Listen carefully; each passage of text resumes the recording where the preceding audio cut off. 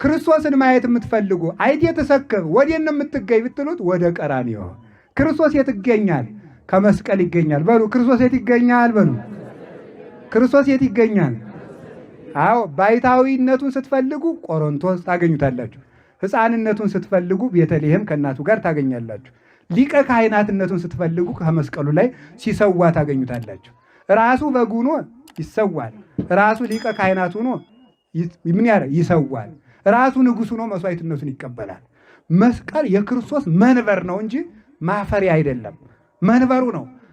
መንበሩ ምን አደረገው? የዛ ጊዜ ንጉሥ ሆኖ ቅድም እንዳልኳችሁ በሰማይ ፈረደ፣ በምድር ፈረደ። እኛ እኮ መቅደስ አለን የኦሪት መቅደስ እያሉ ሲኳሹ ደግሞ የመቅደሱ ጌታ ማን ነው? የቤተ መቅደሱን መጋረጃ በቅዱስ ገብርኤል ሰይፍ ከሁለት ቀደደው። ንጉሥ ይሏችኋል። ይሄ ነው ክርስቶስ መስቀል ላይ ሆኖ የምድር ንጉሥ፣ የሰማይ ንጉሥ፣ የመቅደስ ንጉሥ፣ የሕይወት ንጉሥ። መስቀልሳ የዘላለም ንጉሥ የኢየሱስ ክርስቶስ መንበር ስለሆነሳ ምን እንላለን? መስቀሉንና ድንግል ማርያምን አንድ ላይ አድርገን መንበርከ እግዚኦ ለዓለመ ዓለም። አቤቱ መንበርህ መስቀልና መንበርህ ድንግል ማርያም ለሁል ጊዜ እናመሰግናቸዋለን። ለቤትከ ይደሉ ስብሐት። ተመልከቱ። አዎ ቅዱስ ዳዊት እንዲህ ይላል፣ ለቤትከ ይደሉ ስብሐት እግዚኦ ለነዋህ መዋዕል። አቤቱ ለድንግል ማርያም መቅደስ ላደረግከው ለመስቀልህ ሁልጊዜ ምስጋና ይገባል። አትፈሩበት። በመስቀል የተቀጠቀጠ ሰይጣንና ሞት ነው። ክርስቶስ ግን ሕይወት ሰጥቶበታል። ሥጋውን ቆርሶ ሰጥቷል። ደሙን አፍሶ ሰጥቷል። የዕዳ ደብዳቤያችን የተፋቀው ከመስቀሉ ስር ነው። ርስት የተሰጠን በመስቀሉ ነው። የጥል ግድግዳ የፈረሰ በመስቀሉ ነው። ተስፋ የተፈጸመ በመስቀል ነው። ቤዛነት የተፈጸመ በመስቀል ነው። የአዳም ድነት የተደረገ በመስቀል ነው። ርስት የተመለሰ በመስቀል ነው። ክህነት የተጸና በመስቀል ነው። ቤተ ክርስቲያን የተመሰረተች በመስቀል ነው። ቁስላችን የተፈወሰ በመስቀል ነው። የዘላለም ሕይወት የተሰጠን በመስቀል ነው። ገነት የተከፈተች በመስቀል ነው። ሲኦል የተበረበረ በመስቀል ነው። ሞት የተሻረ በመስቀል ነው። ዲያብሎስ የተሻለ በመስቀል ነው። መስቀልን ስለዚህ እናምነዋለን፣ እንጠብቀዋለን። የምናመልከው ልብ ብላችሁ ስሙ፣ የምናመልከው መስቀሉን ሳይቀር ፍጻሜ ነው። መስቀሉን በመስቀሉ ላይ የተሰቀለውን ክርስቶስን ነው። መስቀል መንበር ነው። አሁን የኢትዮጵያ ጠቅላይ ሚኒስትር ወይም የሌላ ሀገር ጠቅላይ ሚኒስትር በመኪና ቢመጡ መኪናይቱን እጅ ብንነሳት አሁን መኪናይቱን እያነገስናት ነው? ሰውየውን እያከበርን ነው? እስኪ ንገሩ። ማንን ነው የምናከብረው? ሰውየውን። እንዴት እናንተ እንዴት መኪና ንጉሥ ስላላችሁ የሚል ሰው እብድን መሆን አለበት ማለት። እኛ መኪናይቱ ውስጥ ያለውን ሰውየውን ጠቅላይ ሚኒስትሩን ያከበር ነው አይደለም እንዴ? መኪናይቱን አይደለም። ለመስቀል ስንሰግድ የምናከብረው ከመስቀሉ ላይ ያለውን መድኃኔዓለምን ነው። መስቀል አሁን መልካ መስቀሉን ብታዩት ሰላም ተመልከቱ። ሰላም ለስትንፋስከ ሰላም ለቆምከ ብሎ አሁን የሚናገረው ክርስቶስ ነው። አሁን ሰላም ለቆምከ ብሎ ምንድነው? አካለ መለኮት አካሉ ነው የሚለው።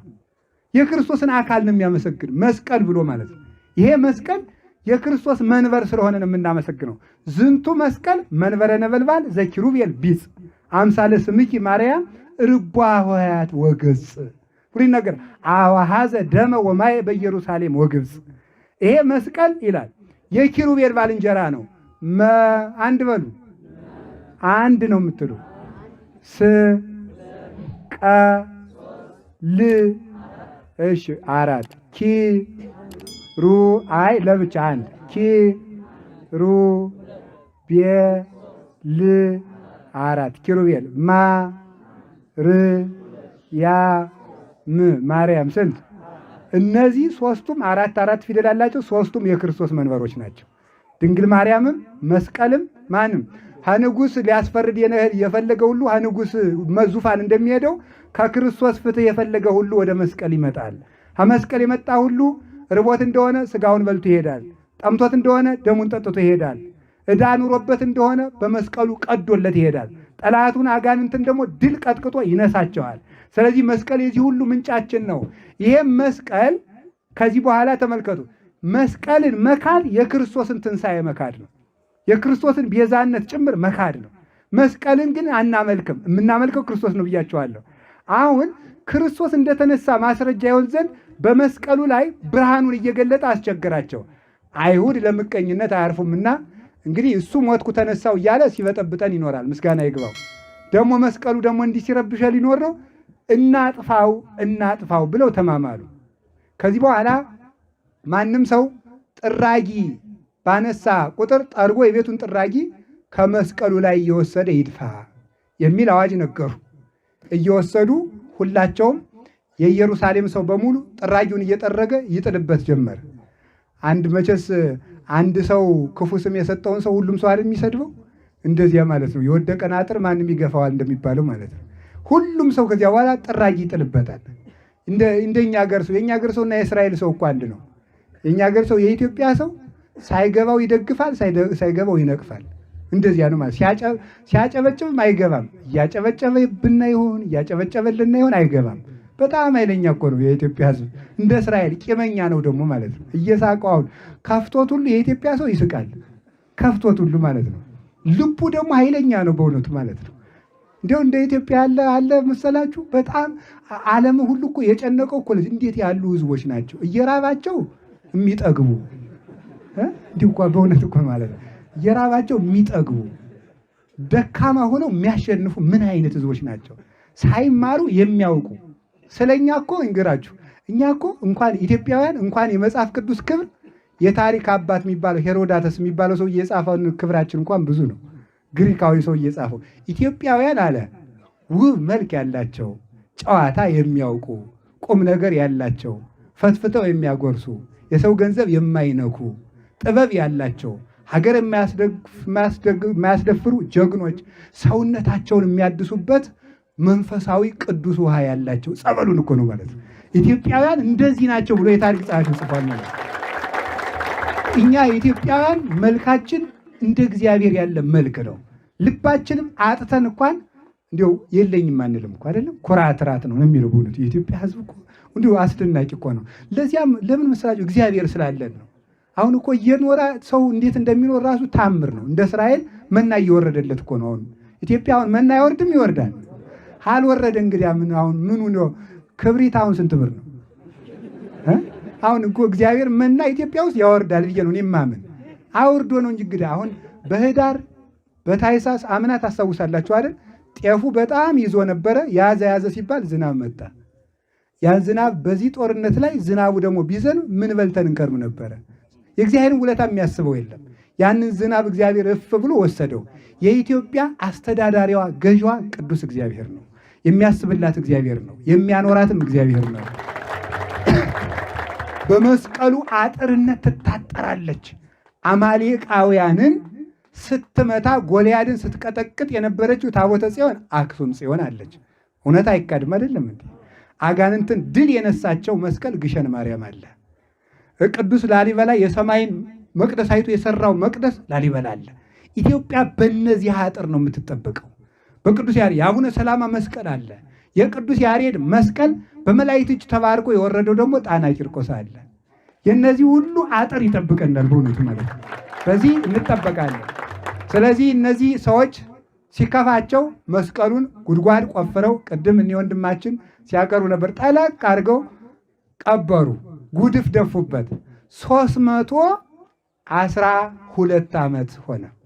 312 ዓመት ጉድፍ ክርስቶስ ከተወለደ ጀምሮ ማለት ነው። በ312 ዓመት መክስሚያኖስ፣ ዲዮቅልጥያኖስ የሚባሉ ነገስታት ጠፍተው ክርስቲያኖችን እየገደሉ የሚጫወቱ እነሱ ሙተው ቆስጠንጢኖስ የሚባል ቸር ንጉሥ በ312 ዓመት ነገሰ። በ325 ዓመተ ምህረት አሬዎስ የሚባል መናፍቅ ተነሳ። ቅዱስ ዮሐንስ አፈወርቅ እንደሚናገረው ዲያብሎስ ክፉ መናፍቅ ሲያስነሳ እግዚአብሔር ደህና ሊቅ ማስነሳት ያውቅበታል ይላል። ስለዚህ ማን አስነሳ? አትናቴዎስን እለእስክንድሮስን። አሬዎስ ተከራክሮ ተረቶ ተሸነፈ፣ ድል ተነሳ። ሃይማኖት አቅንተው እሱን አውግዘው ከለዩ በኋላ ሰለስቱ ምዕት ሃይማኖታቸውን አቅንተው የቆስጠንጢኖስን ንጉሥ ንግስና መርቀው ወደ የሀገረ ስብከታቸው ሄዱ። የቆስጠንጢኖስ እናት ንግሥት እሌኒ ልጇ ከነገሰ በኋላ ሃይማኖት ከተደላደለ በኋላ በል እንግዲህ ልጄን አንግስልኝ ብዬ ነግሬው ነበረ፣ አንግሶልኛል። ልጄን ያነገስክልኝ እንደሆነ መስቀልህን ኢየሩሳሌም ሂጄ እፈልጋለሁ ብዬ ተስያለሁ። ሂጄ ልፈልግ ነውና ልጄ ፍቀድልኝ አለችው። ንጉሥ ስለሆነ ፈቅጄልሻለሁ ባለ ሰራዊት መደበላት፣ ስንቅ አስጫናላት፣ ወርቅ ብር ሰጣት። እሷም ጥሩ አድርጋ አሳድገዋለች። እስከ 3 ሰዓት ድረስ ጸሎት ጸልይ። 3 ሰዓት ላይ በዛሬው ቋንቋ ቢሮ፣ በዚያን ጊዜ ቋንቋ ቤተ መንግስት ግባ። እስከ አሁን እዚህ የመንግስት ሰራተኞች ባለስልጣናት ካላችሁ እስከ 3 ሰዓት 2 ሰዓት ቢሮም ከሆነ እስከ 2 ሰዓት ድረስ ጸለያችሁ ግቡ። ኢንተርኔት ከምታዩ ጸለያችሁ ብትገቡ እግዚአብሔር ከጭንቅ ቀን ያወጣችኋል። ምክንያቱም እናንተም ሰው ናችሁ።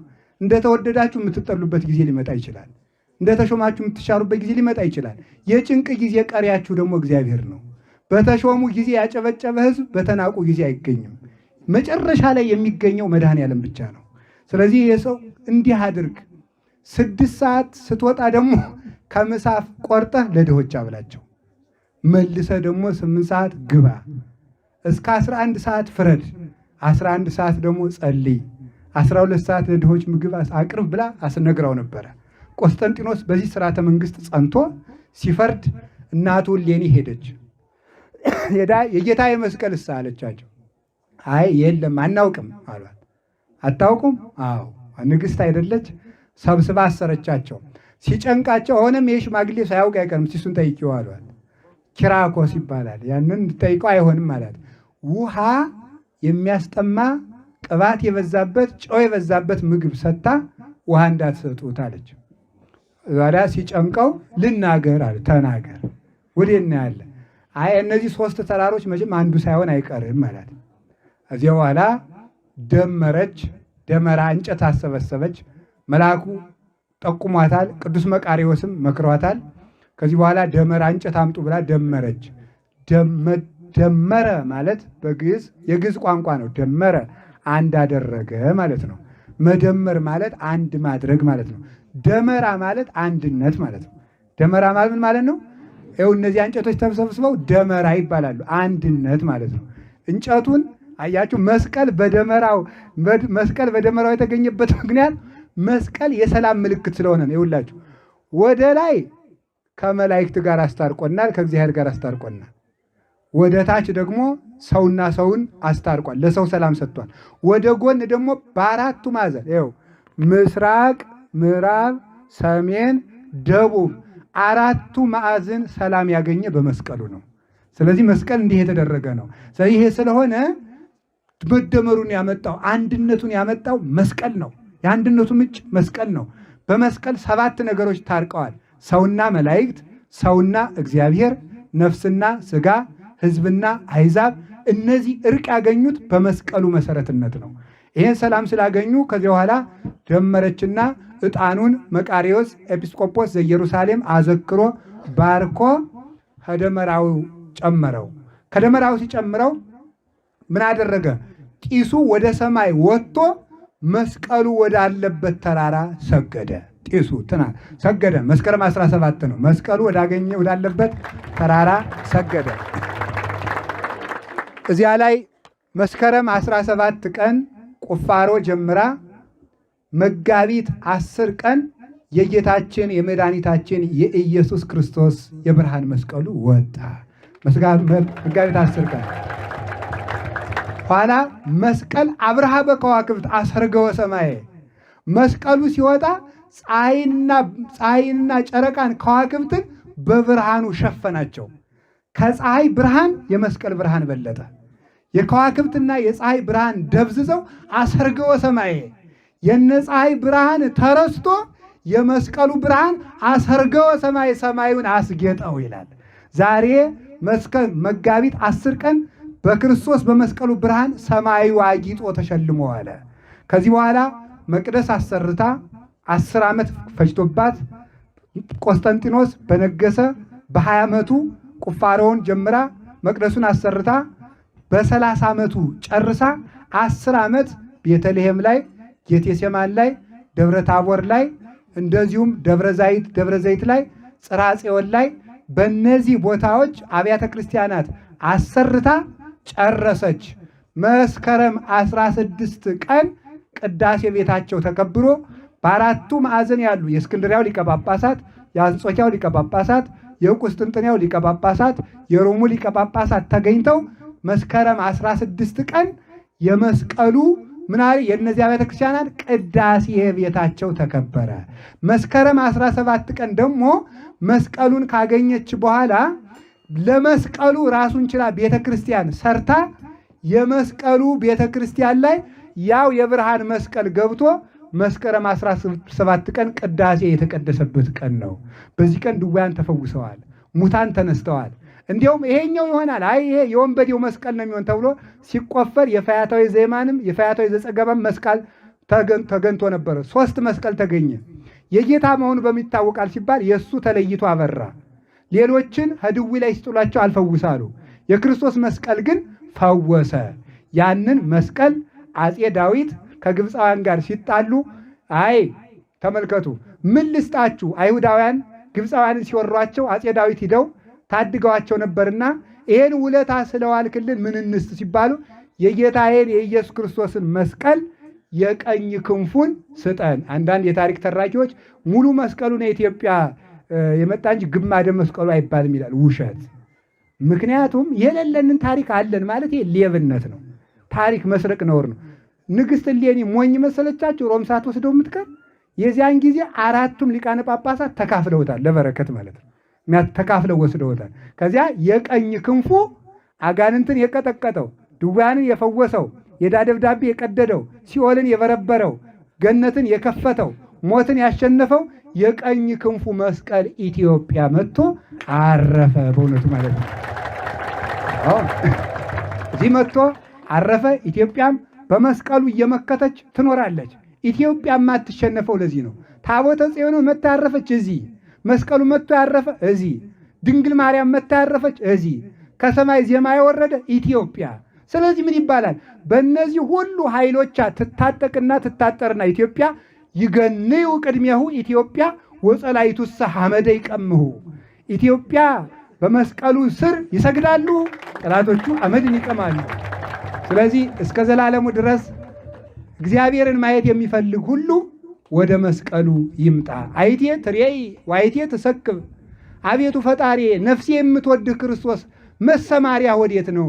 እማገኝህ ወዴት ነው ብለን ብንጠይቀው ቤተልሔም ስትመጡ ከእናቴ ላይ ታገኙኛላችሁ፣ ቀራንዮ ስትመጡ ከመስቀሉ ላይ ታገኙኛላችሁ ብሎ አድራሻችን አንዲት መኪና አለች። ወረታም ማያት አለው፣ ባህር ዳርም ማያት አለው። ሚኒባስ ናት እና ባጃጅም አለች። አድራሻዬ ከመስቀሉ ስር ነው የምትል በጣም ወዳታለሁ። ሳያት ማለት የመኪናው ባለቤት ዘመዴ እንዳይመስላችሁ። አድራሻዬ ከምኑ ስር ነው የምትለው? ከመስቀሉ ስር ነው። ትክክለኛ ጥቅስ ነው በእውነቱ። እግዚአብሔር ይባርከው ያን ሰውዬ። አድራሻችሁ ከምን ስር ነው? ባው ተመልከቱ። ድንግል ማርያም የተገኘችው ከማን ስር ነበረ? ከመስቀል ስር። ትክክለኛ የክርስቶስ ተማሪ ከመስቀሉ ስር ይገኛል። ሁላችሁም ይህን ቃል በሉት። ትምህርታችን ጨርሰናል። ትክክለኛ በሉ። የክርስቶስ ደቀ መዝሙር የት ይገኛል?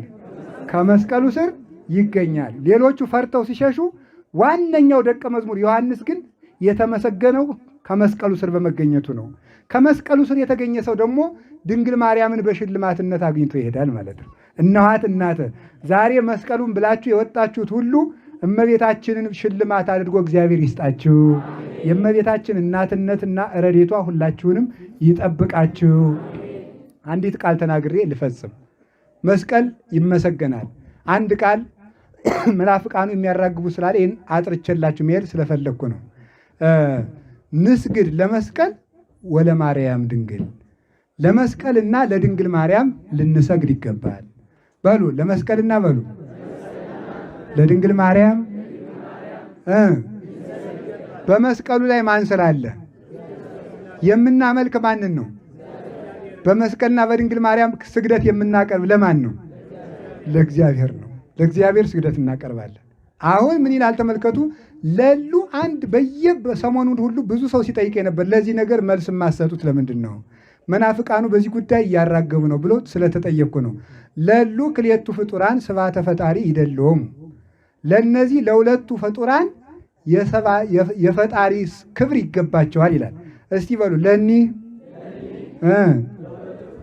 እሺ ስብሐተ ፈጣሪ ይደለዎሙ የፈጣሪ ምስጋና ይገባቸዋል ይላሉና ይላል። ተመልከቱ ይላሉና። ስለዚህ ምን ይላሉ? ክርስቲያኖች ኦርቶዶክሶች አውቀው ነው እንጂ መስቀልንና ማርያምን አናመልክም የሚሉ ማርያምንና መስቀልን ከእግዚአብሔር ጋር እኩል ያመልካሉ የሚሉ ሰዎች መጥተዋል ማለት ነው። ይሄንን ማወቅ ይገባቸዋል። ምክንያቱም ይሄ መስተብቁ ዘመስቀል የሚባለው ምን ይላል መሰላችሁ? ለማርያምና ለመስቀል ምስጋና ይገባልና የፈጣሪ ምስጋና ይገባቸዋል ይላል። አሁን ይችን ቃል ነው የምትዙት። የፈጣሪ በሉ። የፈጣሪ ምስጋና ይገባቸዋል ካላችሁ የፈጣሪን ምስጋና ለማርያምና ለመስቀል ሰጥታችኋል ብለው የሚከራከሩ ሰዎች አሉ። ለዚህ መልስ ልንገራችሁ። እስኪ አንድ ጥያቄ ልጠይቃችሁ። እየሰማችሁ ነው? በጣም ጥሩ። የእግዚአብሔርን ውሃ ጠጣው በሉ። አዎ። የእግዚአብሔርን እንጀራ በላው፣ የእግዚአብሔርን መንግስት አገኘው። አሁን እንደዚህ ስንል እግዚአብሔር የሚጠጣውን ቀምተን ጠጣ ነው ማለት ነው? ምን ማለታቸው ነው? እንግዲህ እግዚአብሔር የፈጠረውን ማለት ነው። እግዚአብሔር የፈጠረውን በሉ። ወበላይኩ ተመልክቱ ማይደ እግዚአብሔር ቢል አሁን ተሳቢ በቅኔ ቤቱም ሙያ በመጽሐፉም እንኳን ተሳቢ ከተብሎም ይፈታል፣ የተብሎም ይፈታል። ከና የበሉ ከየበሉ ያዙ። ጥቂት ደቂቃ ነው። ከ10 ደቂቃ በላይ አልሄድም። ከበሉ እንደገና በሉ ከስብሐተ የሚለው ሲሳብ ተሳቢው ምን ይፈታል? ከተብሎ ይፈታል፣ ይፈታል። ወበላይኩ ማይደ እግዚአብሔር ሲል ምን ማለት? ዘተደለው እምኀበ እግዚአብሔር ማለት ነው ፍቺው። ዘተደለው እምኀበ እግዚአብሔር ማለት ከእግዚአብሔር ዘንድ የተገኘ ማለት ነው። እግዚአብሔር የፈጠረውን ነው እንጂ እግዚአብሔር ሊጎርሰው የነበረውን በላሁት ማለት አይደለም። የእግዚአብሔርን ውሃ ጠጣው ቢባል እግዚአብሔር የፈጠረውን ማለት ነው። ልብ ብላችሁ እንድትሰሙኝ ይፈልጋለሁ። የእግዚአብሔርን መንግስት ወረስኩ ማለት ከእግዚአብሔር ዙፋን ላይ እግዚአብሔርን ቀምቼ ነገስኩ ማለት እግዚአብሔር የሚያወርሰውን ማለት ነው። እግዚአብሔር የሚያወርሰውን ማለት ነው። ልክ እንደዚህ የእግዚአብሔር ምስጋና ይገባቸዋል ማለት ፈጣሪ የሰጣቸውን ምስጋና ይገባቸዋል ነው። ፈጣሪ የሰጣቸዋል። ምክንያቱም ቅዱስ ዳዊት ይላል እግዚአብሔር ይሁብ ክብረ ወሞገሰ እያስተጼንሶሙ እግዚአብሔር ለለያሐውሩ እምበረከቱ ለለያሐውሩ በየዋሃት። እግዚአብሔር ክብርና ሞገስን ይሰጣል። ቅዱስ ጳውሎስ ደግሞ ይላል እግዚአብሔር ያከበራቸውን ማን ይከሳቸዋል ይላል። ማን ይከሳቸዋል? እንኳንስ ለድንግል ማርያምና ለመስቀል ለተሾመ ሁሉ ተገዙ ተብሎ ተጽፏል። እስመ ይሰየም መኮንን ዘእንበለ ዘእምኀበ እግዚአብሔር። ስለዚህ የፈጣሪ ምስጋና ይገባቸዋል ማለት ትርጉሙ ፈጣሪ የሰጣቸውን ምስጋና ማክበር ይገባል። በሉ ሁላችሁም ፈጣሪ የሰጣቸውን በሉ። እሺ ማክበር። መስቀሉን ያከበረ ማን ነው? ድንግል ማርያምን ያከበረ ማን ነው? ስለዚህ ፈጣሪ የሰጣቸውን እንሰጣቸዋለን ማለት ነው እንጂ የእግዚአብሔርን ምስጋና ለድንግል ማርያም ለመስቀል እንሰጣለን ማለት አይደለም። ይህም በቤተ ክርስቲያኒቱ ቋንቋም በቤተ ክርስቲያኒቱ ትምህርት ቤትም በመጽሐፍም ስላልኖሩ ነው። እዚያው ቀጥሎ የሚያነሱት አለ እስመ ተአረዩ በክብሮሙ ያዙት። አው ግዕዝ ብታውቁ ኑሮ ጀርመን በፒኤችዲ እየሰጠችው እናንተ ሃን እንኳን ትርጉሟን አታውቋት። እናንተ እኮ ኢትዮጵያዊ አይደላችሁም። ግዕዝ አሁን አሰሙኝ ምን እንደምል ራሱ ማለት ነው። እስመ ተአረዩ በክብሮሙ በክብር ተካክለዋልና ይላል። ይጠቅስላችኋል። አንዱ ጥራዝ ነጠቅ ዲያቆን መናፍቅ የሆነ ማለት ይጠቅስና እስመ ተአረዩ ነው የሚል ይላል። ያላየውን ማለት እስመ ተአረዩ በክብሮሙ በክብር ተካክለዋልና። እስቲ በክብር ተካክለዋልና በሉ። ይህች ብቻ ነገር በክብር የተካከሉ ይውላችሁ የፈጣሪ ምስጋና ይገባቸዋል። ምክንያቱም መስቀልና ማርያም ከእግዚአብሔር ጋር ተካክለዋል ብለው ነው የሚያምኑት ብለው ነው የሚሉት ማለት ነው። አይደለም። ተካከሉ የተባለ አንደኛ ተካከለ በመጽሐፍ ቅዱስ ሁለት ትርጉም ነው ያለው። ልብ ብላችሁ ስሙ። አሬ የሚለው ሁለት ትርጉም ነው ያለው። አሬ የተካከለ ማለት ነው እሪና መተካከል። ስለዚህ ምን ማለት አሬ የተካከለ ሁለት ትርጉም ይኖረዋል። አንድ ትርጉሙ እኩል መሆን ነው። አንዱ ትርጉሙ መምሰል ነው። እስኪ አንድ ትርጉሙ መተካከል በሉ። መተካከል ሲሆን ዘእሩይ ምስለ አብ በመለኮቱ ወያኤሪ ርእሶ ምስለ እግዚአብሔር ራሱን ከእግዚአብሔር ጋር ያስተካክላል ይሉታል አይሁድ ክርስቶስን። ይሄ ሲሆን ከአብ ጋር እኩል ነኝ ይላል ማለት ይሄ እኩል መሆን ነው። ዮሐንስ ወንጌል ምዕራፍ 5 ቁጥር 21 ላይ መመሳሰል ሲሆን ደግሞ እምከመ አረይነ ሕማመ ምስሌሁ ንኤሪ ክብረ ምስሌሁ ይላል።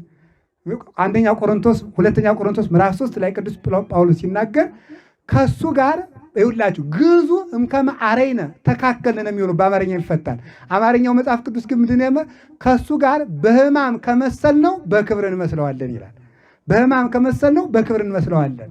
ምን ማለት ነው? ግዙ ግን ቃል በቃል ቢፈታ በሕማም ከተካከል ነው በመከራ በክብር እንተካከለዋለን ማለት ነው። ልብ ብላችሁ ስሙ። ክርስቶስን በሕማም ከመሰል ነው ተመልከቱ። ቁጥር 13 ላይ ያለ ቅዱስ ጳውሎስ ተናገረው። በሕማም ከመሰል ነው በክብር እንመስለዋለን ካለ እኛም ክርስቶስን መስለን አምላክ እንሆናለን ማለት ነው አይደለም። ታዲያ ምን ማለት ነው ሲባል እሱ ሞትን እንዳሸነፈ እኛም ደግሞ በክብር እንደ ፍጡርነታችን እንደ ጸጋችን እንነሳለን። ስለዚህ ክርስቶስን መተካከል ከክርስቶስ ጋር እኩል መሆን ተብሎ የተነገረው ምን ማለት ነው? መምሰል ነው።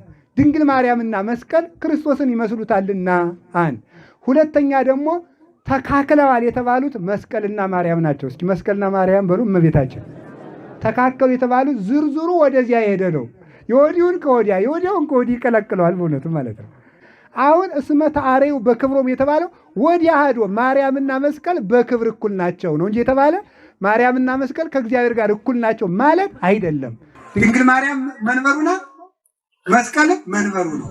ይሄንን ድንግል ማርያም መቅደሱ ናት፣ መስቀልም መቅደሱ ነው። ዕብራውያን 9 ምዕራፍ 12 ላይ የገዛ ደሙን ይዞ የሰው እጅ ወዳልሰራው መቅደስ ገባ ያለው መስቀሉን ነው መቅደስ ያደረገው።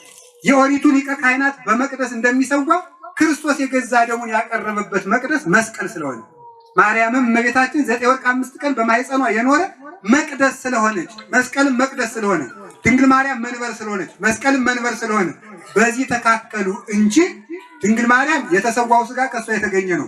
መስቀል ደግሞ ተሰውቶበታል። ከዚህ የተነሳ ተካከሉ የተባሉ ማርያምና መስቀል ናቸው እንጂ እነሱ ከእግዚአብሔር ጋር እኩል ናቸው ማለት አይደለም። የመናፍቃን አንዱ ተንኮላቸው እኛ የማንለውን ይላሉ ማለታቸው ነው። እኛ ያልጻፍነውን ተብሏል፣ ያልተረጎመውን ተተርጉሟል። ቤተ ክርስቲያኑ ከምትለው በላይ እኔ ያውቃለሁ ማለት ነው። ቤተ ክርስቲያኒቱ የምታምነው በቋንቋም ሄዱ በምስጢር ምሉ ትርጉሙ ይሄ ነው ማለት ነው። ራሲ ቀን ያውቃለሁ ብሎ መጥቶ የሚተረጉም ካለ ይተርጉም እንየው እስኪ ይምጣና ይተርጉም። አይደለም ትርጉሙ እንደዚህ ነው። መጽሐፍ ተምሬያለሁ ካለም ትርጉሙ ይሄው ነው። ስለዚህ ከቤተ ክርስቲያንና ከመስቀል ከድንግል ማርያም ክብር አያናውፀን። የመስቀሉ በረከት ከሁላችን ጋር ይሁን። ወስብሐት ለእግዚአብሔር።